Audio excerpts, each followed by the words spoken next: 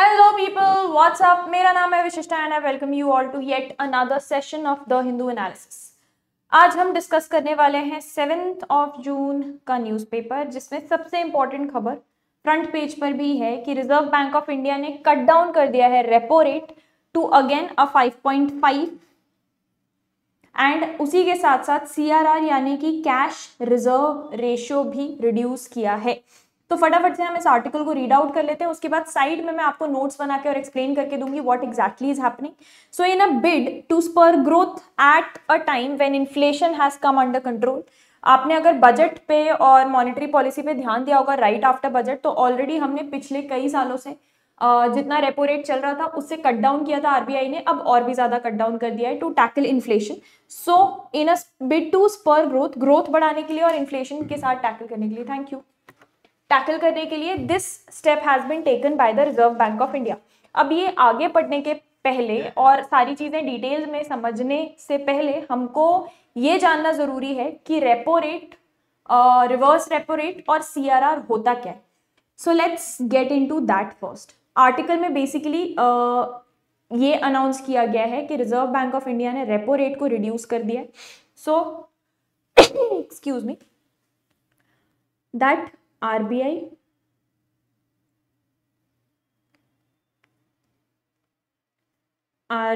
has cut the repo rate to 5.5% and also reduced the CRR. ये basically is what is being discussed in the article.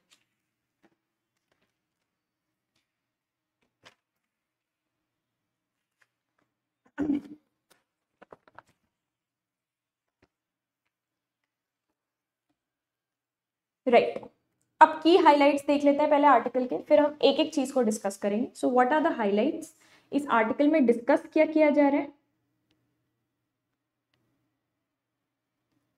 First की highlight is repo rate has been cut down to 5.5. Repo rate has been cut down to 5.5%. ठीक है, 5.5 मतलब कितना cut down किया है पहले से? It is basically cut down by 50 basis points. This is a significant monetary easing move, basically क्या करने के लिए? इकोनॉमिक ग्रोथ को सपोर्ट करने के लिए. इकोनॉमिक ग्रोथ सपोर्ट कैसे होता है? अगर लोगों की परचेजिंग पावर बढ़ती है तभी जाके अल्टीमेटली कंट्री की जीडीपी बढ़ती है. जीडीपी बढ़ाने के लिए आपको कंज्यूमर का एक्सपेंडिचर बढ़ाना पड़ेगा. कंज्यूमर एक्सपेंडिचर जो हमारे और आपके जैसे लोग खर्चा करते हैं मार्केट में जाके, कंज्यूमर एक्सपेंडिचर पे आता है ऑन गुड्स एंड सर्विसेज. अब हमारा खर्चा बढ़ाने के लिए हमारी आमदनी बढ़ानी पड़ेगी, है ना, हमारा परचेजिंग पावर बढ़ाना पड़ेगा. हमारा परचेजिंग पावर बढ़ाने के लिए क्या करना पड़ेगा आरबीआई को? भाई, जो रेट ऑफ इंटरेस्ट चीजों के ऊपर, लोन्स के ऊपर लगाए जाते हैं, उसको अगर आप कम कर देते हो तो हमारा ऑटोमेटिकली बिना इनकम बढ़े परचेजिंग पावर बढ़ जाता है. उसी के चलते इसको किया जा रहा है. तो अल्टीमेटली ये सिग्निफिकेंट मॉनेटरी ईजिंग है, बहुत बड़े लेवल पे. This is a significant monetary easing move to support economic growth, especially अब जब inflation is, just give me a second, inflation is under control. ठीक है, सेकेंड इंपॉर्टेंट पॉइंट, ये फर्स्ट पॉइंट हो गया. Second important point is CRR has been reduced. ठीक है, CRR को कितना रिड्यूस किया गया है? CRR has been reduced by 25 basis points. इसको रिड्यूस करने से अल्टीमेटली होगा क्या? This will increase liquidity. कैसे? By allowing banks to lend more. Bank ज्यादा पैसे लेंड कर पाएंगे, ऑटोमेटिकली कंज्यूमर्स के पास ज्यादा पैसा आएगा, लिक्विडिटी बढ़ेगी। ठीक है। और तीसरा is about policy. Policy stance क्या है? अल्टीमेटली जो सेंट्रल बैंक है यानी कि आरबीआई है, RBI has taken an accommodative stance, बहुत ही रिलैक्स्ड एंड अकोमोडेटिव पोजिशन लिया है, स्टैंस लिया है। RBI has taken an accommodative stance indicating that, क्या दिखाते हुए कि RBI is willing to take further measures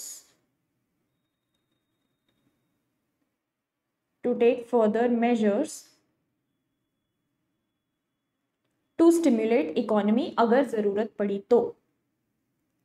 ये अभी दो छोटे छोटे स्टेप्स हैं, और भी ले सकते हैं, ऐसी विलिंगनेस दिखाई है अगर इकोनॉमिक ग्रोथ को और स्टिमुलेट करनी पड़ी तो, करने की जरूरत पड़ी तो, to stimulate economy.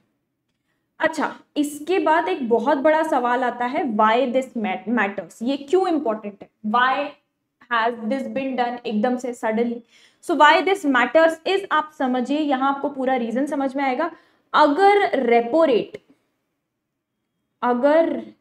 Rates are lower, repo rates अगर कम होते हैं तो इससे बोरोइंग कॉस्ट कम हो जाता है। आप लोन लेते हो तो आपका बोरोइंग कॉस्ट जो होता है, बेसिकली रेट ऑफ इंटरेस्ट जो होता है, वो कम हो जाता है। बोरोइंग कॉस्ट्स रिड्यूस, किन के लिए? बिजनेसेस के लिए भी, एंड हमारे और आपके जैसे कंज्यूमर्स के लिए भी, दोनों के लिए बोरोइंग कॉस्ट कम हो जाता है। इससे अल्टीमेटली बचे हुए पैसे के साथ इंसान क्या करता है? इन्वेस्ट करता है उसको। So this will boost investment and consumption. ठीक है। नेक्स्ट, सीआरआर कट की अगर हम बात करें, cash reserve ratio, CRR cut जो है, it can increase the funds available with banks, improving credit flow in the system। ठीक है।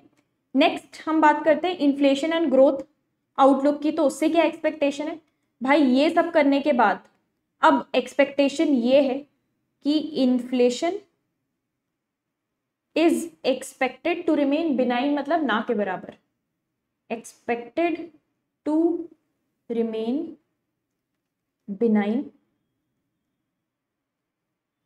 जिससे ultimately room for economic growth मिलेगा। और जो हमारे इकोनॉमिक इंडिकेटर्स होते हैं जैसे कि GDP,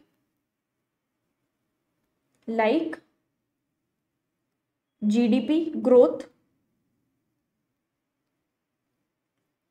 had slowed, GDP growth rate हमारा बहुत लो आया था, 6.4 आया था, जो पिछले 3 साल का वॉज लोएस्ट, तो उसको बढ़ाने की जरूरत महसूस हुई थी, इसलिए ये सारे स्टेप्स लिए जा रहे हैं।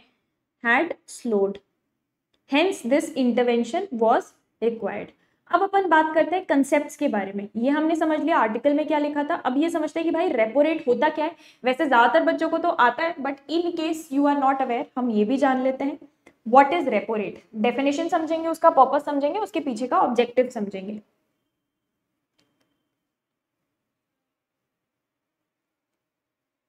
Repo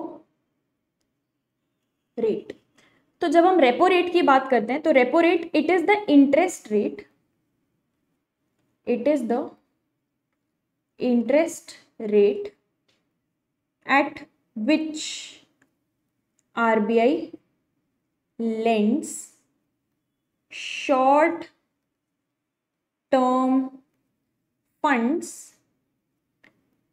to commercial banks। इसका पर्पस क्या होता है? इसका पर्पस होता है it helps control inflation obviously, also manage liquidity in the economy. ठीक है, अच्छा अगर रेपो रेट को कट डाउन किया जाता है, जो कि आरबीआई ने अभी अभी किया है, उसका इफेक्ट क्या होता है? So what is the effect of repo rate cut? सबसे पहला, it makes loans cheaper, it makes loans cheaper for individuals and businesses। दूसरा, ये स्पेंडिंग और इन्वेस्टमेंट को एनकरेज करता है, it encourages spending and investment. तीसरा, it boosts economic growth, especially जब इकोनॉमी स्लो डाउन में चल रही हो। तो ये हो गया रेपो रेट। नेक्स्ट आता है हमारा CRR यानी कि कैश रिजर्व रेशो। CRR क्या होता है? It is basically that percentage of total deposits, जो भी टोटल डिपॉजिट कोई भी कमर्शियल बैंक्स उनके लिए मैंडेटरी होता है कि भाई इतना मिनिमम रिजर्व या इतना मिनिमम डिपॉजिट आपको आरबीआई के साथ रखना ही है, उसके परसेंटेज को हम CRR कहते हैं। ठीक है, टोटल परसेंटेज ऑफ या percentage of total deposits that commercial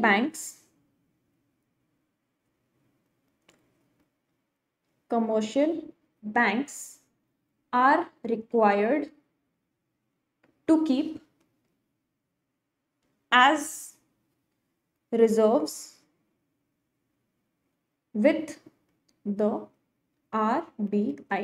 किस फॉर्म में? ये जो CRR रखा जाता है, this is kept in cash form.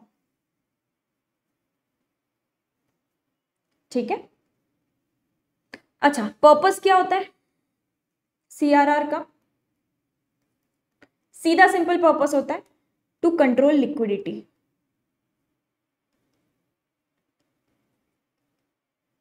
In the banking system और इन्फ्लेशन को अल्टीमेटली मैनेज करने के लिए। लास्ट में इसको ऊपर नीचे करने का इफेक्ट क्या होता है? What is the effect? Firstly banks जो होते हैं यानी कमर्शियल बैंक्स जो होते हैं, दे हैव टू पार्क। अगर CRR का रेशो कम कर दिया जाए, ठीक है, परसेंटेज कम कर दिया जाए, मतलब CRR है भाई वो डिपॉजिट जो कमर्शियल बैंक्स को आरबीआई के पास रखना होता है, अगर उसका रेशो कम कर दिया जाए मतलब बैंक्स को कम डिपॉजिट या कम परसेंटेज रखना पड़ेगा। तो banks have to park less money with the reserve bank of India, so they have more funds to lend. Second, this improves liquidity and encourages more lending to consumers and businesses। ठीक है, example बताती हूं मैं इसका। मान लो कि CRR 4% है, ठीक है, मान लो कि दिस इज द CRR, और एक कोई जो बैंक है, मान लो बैंक है B, it has to deposit ₹1000 crore. ठीक है, इसको इतना डिपॉजिट करना है, तो इस 1000 करोड़ में से इनको 40 करोड़ रुपए दे विल हैव टू, इनके पास अगर डिपॉजिट 1000 करोड़ का है तो इसमें से 40 करोड़ मतलब 4% ऑफ 1000 करोड़, 40 करोड़ इनको रिजर्व बैंक ऑफ इंडिया के पास रखने पड़ेंगे। अब मान लो CRR रिड्यूस होके CRR रिड्यूस होके कर दिया गया 3.75%। तो 3.75% कर दिया, तो अब उनको सिर्फ 37.5 crore rupees reserve bank of India में डिपॉजिट करने पड़ेंगे। मतलब 2.5 करोड़ रुपए उनके पास बच जा रहे हैं, और ये 2.5 करोड़ रुपए अल्टीमेटली वो कंज्यूमर्स को लेंड आउट कर सकते हैं। बेसिकली इस 2.5 करोड़ को अपना प्रॉफिट कमाने के लिए यूज कर सकते हैं। ठीक है, so this was all about CRR and repo. In case you want to write it down, I'll just give you 2 minutes to note it down. Most important news यही थी आज के न्यूज़पेपर की, जिसको मुझे आपको डिटेल में समझाना था कि क्या होता है, कैसे होता है। So please note it down, this is very important for you, आपके एग्जाम पॉइंट ऑफ व्यू से भी बहुत इंपॉर्टेंट है ये।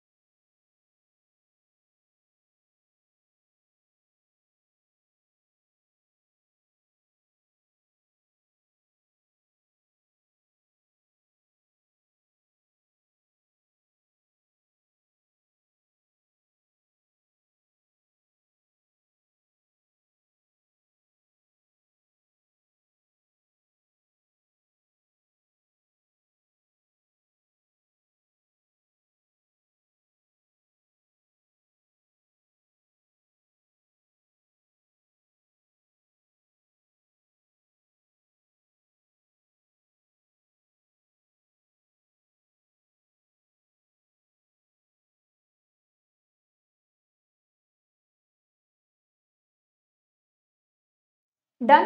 So this was the most important topic जो आज के पेपर में हमको डिस्कस करना था। इसके अलावा आपके एग्जाम पॉइंट ऑफ व्यू से कुछ खास बाकी न्यूज़ इंपॉर्टेंट नहीं है। कुछ कुछ दिन ऐसे भी होते हैं जब एक आध या दो ही न्यूज़ इंपॉर्टेंट होती है, कभी कभी एक भी इंपॉर्टेंट नहीं होती।